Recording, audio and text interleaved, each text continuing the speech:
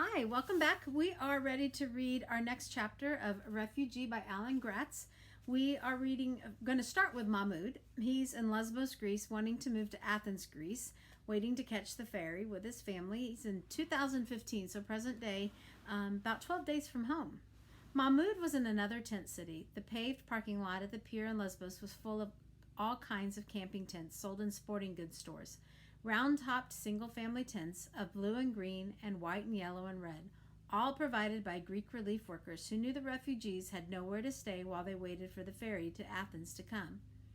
Wet clothes were hung out to dry on bicycle racks and traffic signs, and refugees gathered around camp stoves and hot plates. It should have been a lively place, full of songs and laughter like the Kilis refuge camp, but instead, a soft, mournful murmur of conversation hung over the tent city like a fog. Mahmoud wasn't surprised. His family felt exactly the same way. They all should have been excited to finally be in Greece, to be allowed to buy real tickets, to travel on an actual ferry to mainland Europe. But too many of them had lost someone in the sea crossing to be happy. Mahmoud's mother had gone from tent to tent asking about Hannah. Mahmoud had helped. It was his fault she was gone after all, but no one at the dock had her, and no one had been on the dinghy that had taken her. Refugees came and went, but the tents remained, and Mahmoud's mother insisted they miss the next ferry to Athens so she could ask each new round of refugees for word of her daughter. But no one knew anything about her. Mahmoud felt sick as he had on the dinghy. He couldn't look at his mother. She had to blame him for losing Hannah. He certainly blamed himself. He couldn't sleep at night. He kept picturing his sister's dinghy bursting on the rocks, Hannah falling into the water, none of them there to help her. Mahmoud's mother wanted to stay at the dock longer, didn't want to leave without knowing what had happened to Hannah, but Dad told her they had to move on now. There was no telling when the ferry line might suddenly decide to stop selling tickets to refugees, or when Greece might decide to send them all home. They had to keep moving or they would die. Hannah had to have gone ahead of them on the morning ferry they'd missed that first day, or else. No one wanted to think of the or else. It was just too sad. The huge Athens ferry arrived again that morning. It was the full length of a soccer field and at least 5 stories tall. The bottom half of it was painted blue, and Blue Star Ferries was written in big words on the side. A radar bar spun near the bridge, and antennas and satellite dishes sprouted from the roof. It looked like the pictures Mahmoud had seen of cruise ships. Its lifeboats alone were bigger than the dinghy they had left Turkey in. Mahmoud tried to get Walid interested in the big ship, to get him excited about their first trip on a boat that big, but his little brother didn't care. He didn't seem to care about anything. A big ramp on the back lowered, and refugees streamed on board the ferry. Mahmoud's mother wept as they climbed a ramp with the other passengers. She kept looking back on over her shoulder at the tent city, hoping, just hoping. Mahmoud was sure to catch a glimpse of someone carrying a baby who might be Hannah, but she never did. The inside of the ferry was like the lobby of a fancy hotel. Every floor had little clusters of glass tables and wide upholstered chairs. Snack bars sold chips and sweets and sodas, and televisions played a Greek soccer game. Refugees who still had belongings stuffed their backpacks and trash bags under tables and into the overhead compartments. Mahmoud and his family settled into one of the booths, and his father searched for a plug to charge his phone. "Mahmoud, why don't you take your brother and explore the ship?" Dad told him. Mahmoud was only too glad to get away from the sight of his mother's broken face, and he took Walid by hand and pulled him out onto the promenade that ran around the outside of the ship. Mahmoud and Walid watched silently as the ferry pulled away from the dock, the ship's huge engines thrumming deep below them. The awful sea that had tried to swallow them up was calm and sapphire blue now. The Greek island of Lesbos was actually beautiful when you saw it from the sea. Little white buildings with terracotta roofs rose up from tree-covered hills, and on top of one of the hills was an ancient gray castle. Mahmoud could see why people visited there on vacation. Besides the refugees, there were a number of tourists on board. Mahmoud could tell they weren't refugees because they wore clean clothes and used their phones for taking pictures instead of looking up overland routes from Athens to Macedonia.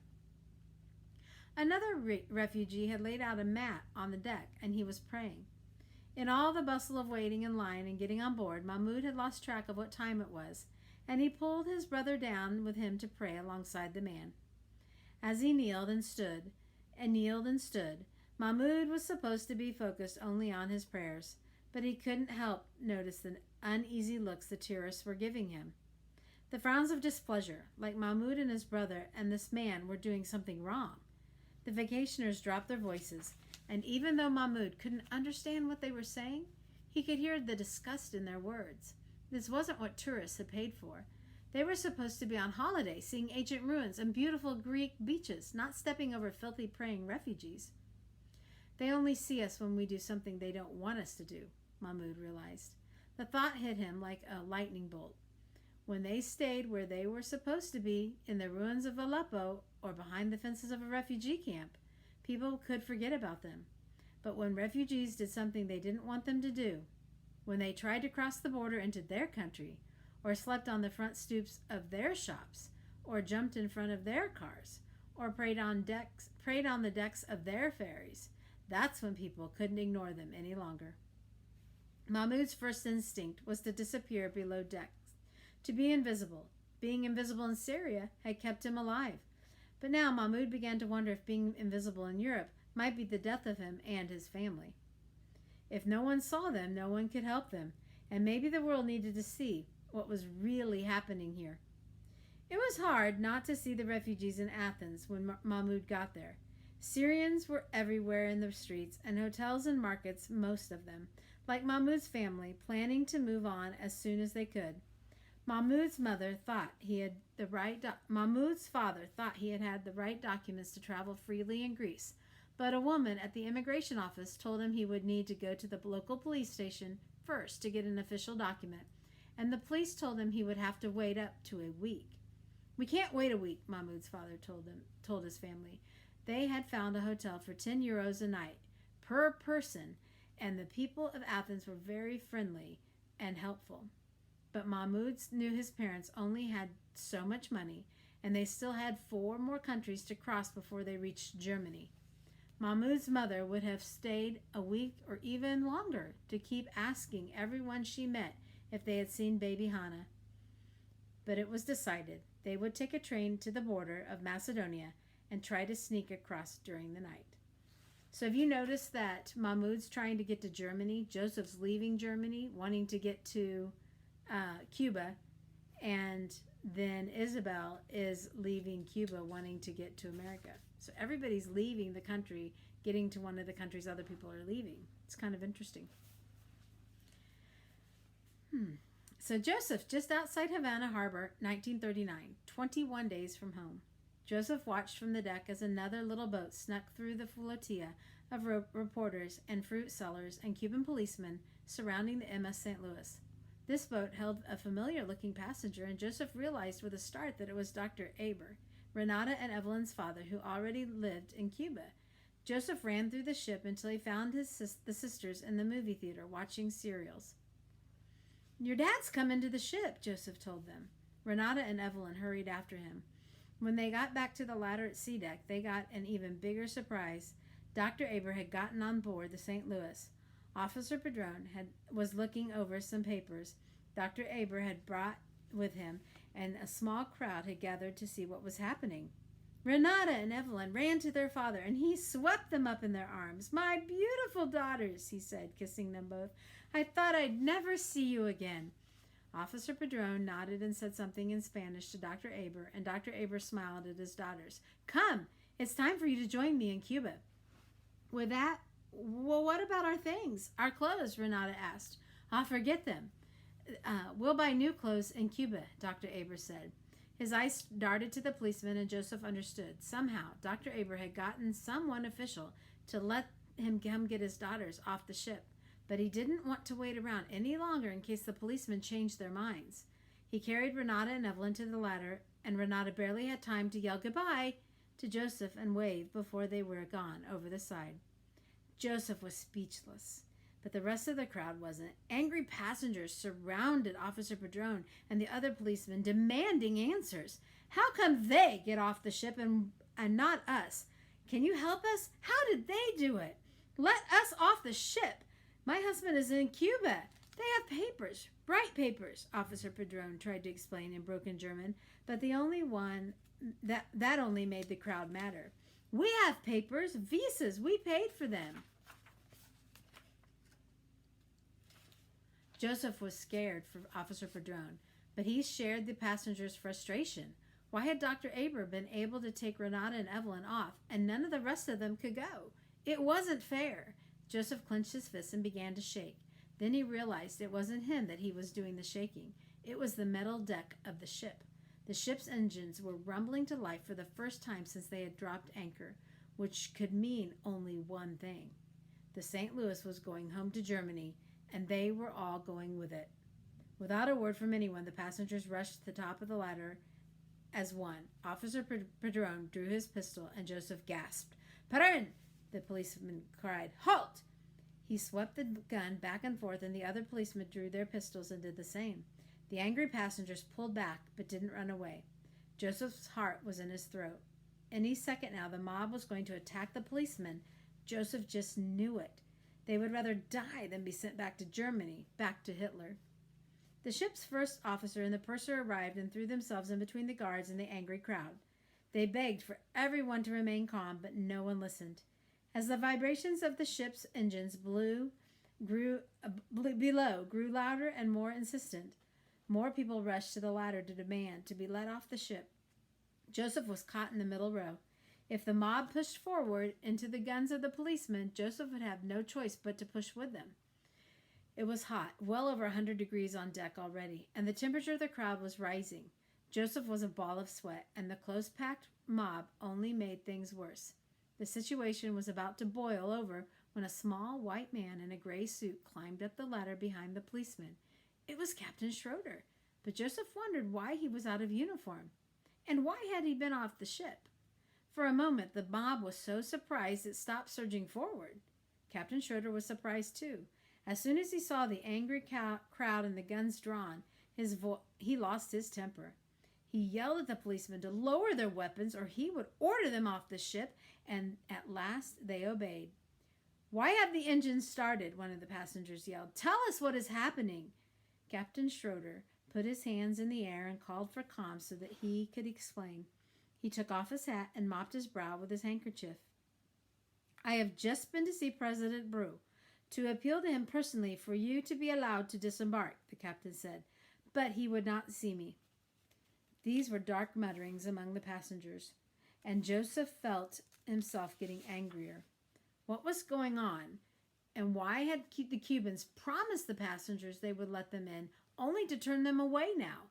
"Worse," Captain Schroeder said, "the Cuban government has ordered us to leave the harbor by tomorrow morning." "Leave by tomorrow?" Joseph thought. "And go where? And what about his father? Would he be leaving with them?" Cries of anger came from the passengers, and Joseph joined in. The first officer had disappeared briefly, but now returned with more sailors in case there was violence. Joseph wondered if he should bring his mother to hear this news, but he knew she was in their cabin, most likely in bed crying. She blamed herself for her husband's suicide attempt, and in the last 2 days she had become, in a way, as absent as a parent as Joseph's father. No, Joseph was the one who needed to be here right now, for his mother and for Ruthie. Captain Schroeder called for quiet again. "We're not going home. We will cruise the American coast and make appeals to President Roosevelt. If any of you have friends or family in the States, I beg you to ask them to exert what influence they can. No matter what, I assure you I will do everything in my power to arrange a landing outside Germany. Hope must always remain. Now please, go back to your cabins. I must return to the bridge to make the ship ready for our departure." The crowd mobbed the captain as he tried to leave sea deck, the passengers pushing and shoving their way around Joseph. Joseph fought his way to the passenger who had translated for Officer Padron and the other day, and pulled him to where the policeman stood. "What about my father?" Joseph asked Officer Padron through the translator. "I saw him in the hospital," the policeman told Joseph. "He's not well enough to come to the ship." "Then can we go to him instead?" Joseph asked. The policeman looked pained. "I'm sorry, little man. You cannot leave the ship." "But the ship is leaving," Joseph said. He could feel the pulsing engines under his feet. "We can't leave my father behind." "I wish from the bottom of my heart that you will land soon, little man," Officer Padron said again. "I'm sorry. I'm just doing my job." Joseph looked deep into Officer Padron's eyes, searching for some sign of help, some hint of sympathy. Officer Padron just looked away. Joseph was still standing there in the hot Cuban sun when, right before lunch, the policeman left on a launch. Officer Padron still wouldn't look at him. Once the little boat was clear, the MS St. Louis blew its horn, raised its anchor, and left Havana Harbor, destination unknown. As soon as he stood at the rail with the rest of the passengers saying a tearful goodbye to the only place that had ever promised refuge, Joseph said goodbye to his father as well. He took his shirt collar in both hands and ripped it along the seam, rending his garment as he had done when Professor Weiler had been buried at sea. Joseph knew that his papa was still alive, but it didn't matter. His father was dead to his family, and so, Joseph realized, was their dream of joining them in Cuba. I am so sad for Joseph.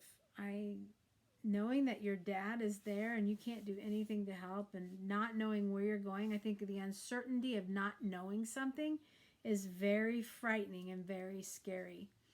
So I think that's kind of what we're experiencing right now, not knowing what's happening, not knowing, we found out we're not going back to school. So that is very sad. It made me really sad. But, just not knowing is so difficult. So I think all three kids in this book are in that situation. Isabel, somewhere between the Bahamas and Florida in 1994, 5 days from home. And remember, when we left Isabel, their boat had been surrounded by some sharks, and Ivan, I believe, had been bitten. He's not doing well, so let's find out what's going on. The night sky was so clear Isabel could see the Milky Way. Her gaze was on the stars, but she wasn't really looking at them. She wasn't really looking at anything. Her eyes were blurry from tears. Next to her, Senora Castillo sobbed in her husband's arms, her shoulders heaving. Like Isabel, she had been crying ever since Ivan died. Senor Castillo stared out over his wife's head, his eyes vacant. Luis kicked out at the silent engine, rattling the bolts that had held it down. He buried his face in his hands, and Amara hugged him tight. Ivan was dead. Isabel just couldn't grasp it.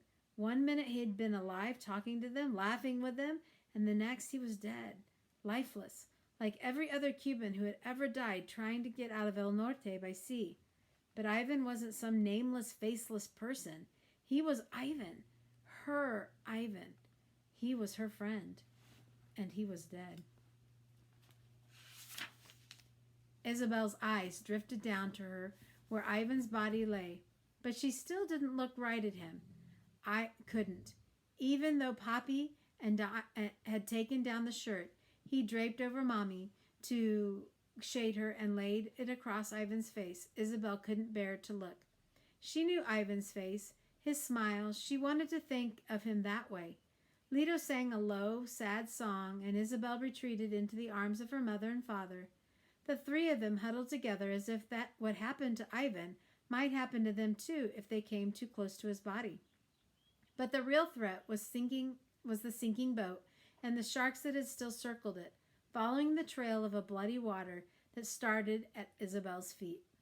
Fidel Castro had Ivan's blood all over him. Isabel remembered the wake of her grandmother. It had been a quiet, somber occasion.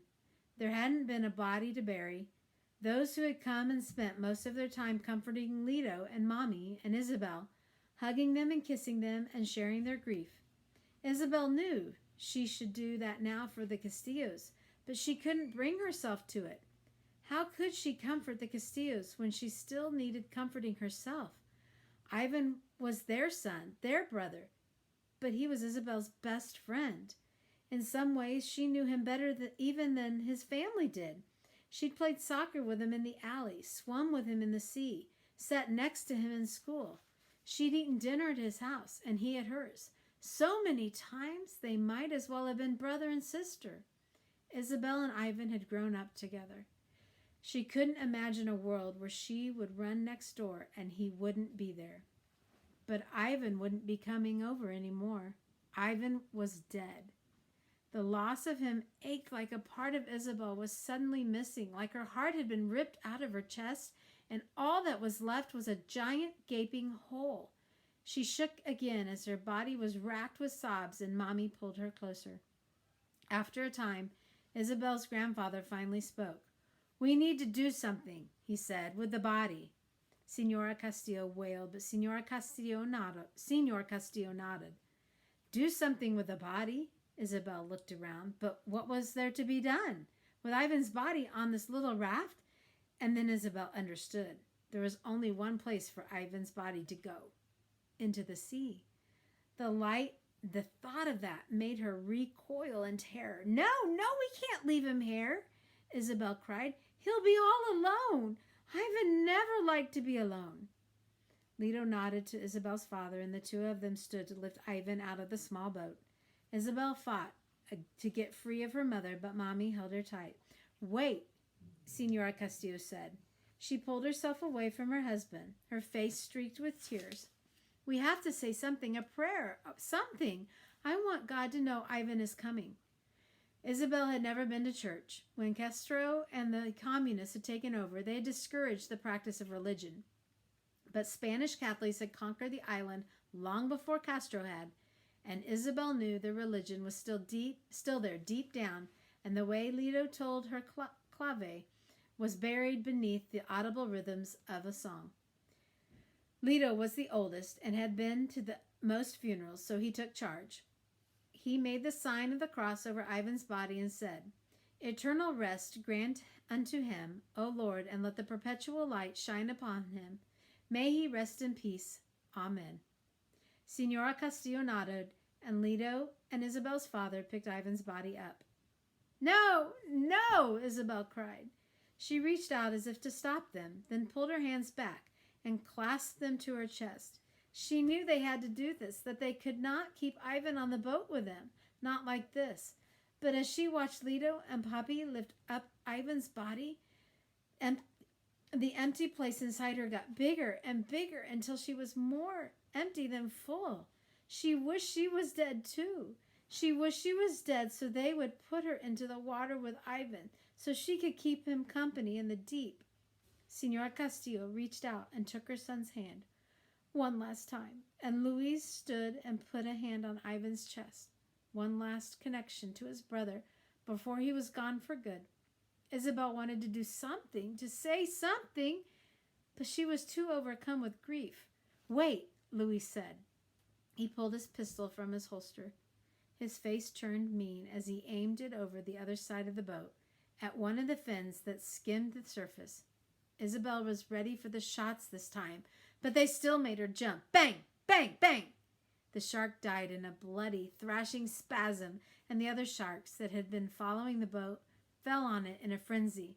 Luis nodded to let Lito and Isabel's father and Senor Castillo looked away as they slipped Ivan off the other side of the boat, away from the sharks, where he sank into the Black Sea.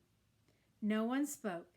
Isabel cried, the tears coming without end, flowing up from the hollow place of her chest that threatened to consume her. Ivan was gone forever. Isabel suddenly remembered Ivan's industrialist cap. Where was it? What had happened to it? It hadn't been on him when he had been put back in the water. And Isabel wanted to find it, needed to find it. That was something she could do, a piece of him she could keep close to her forever. She pulled away from her mother and searched the little boat for it. It had to be somewhere. Yes, there! Floating upside down in the bloody water, underneath one of the benches. She plucked it up and held it to her chest, the only part of Ivan she had left. I wanted to open a restaurant, Senor Castillo said. He was right next to her, and the sound of his voice, almost a whisper, made Isabel jump. When we were talking that first night, everybody was telling each other what they wanted to do when we get to the U.S., Senor Castillo went on, but I never said. I wanted to open a restaurant with my sons. Something sparkled on the dark horizon, and at first Isabel took it to be one of the stars in the white scar of the Milky Way twinkling in her watery eyes. But no, it was too bright, too orange. And there were others just like it, all clustered in a horizontal line, separating the black waters from the black sky. It was Miami at last. Ivan had just missed seeing Miami. That was a hard chapter to read. Very sad. We will begin tomorrow with Mahmoud. He's headed to Macedonia and then hopefully to Serbia. So when we pick up, we'll find out what's going on. Remember, they're on the train. So you guys, make today count. Get up every day. Do your schoolwork. Make the most of the day. And remember, it's a great day to be a grizzly.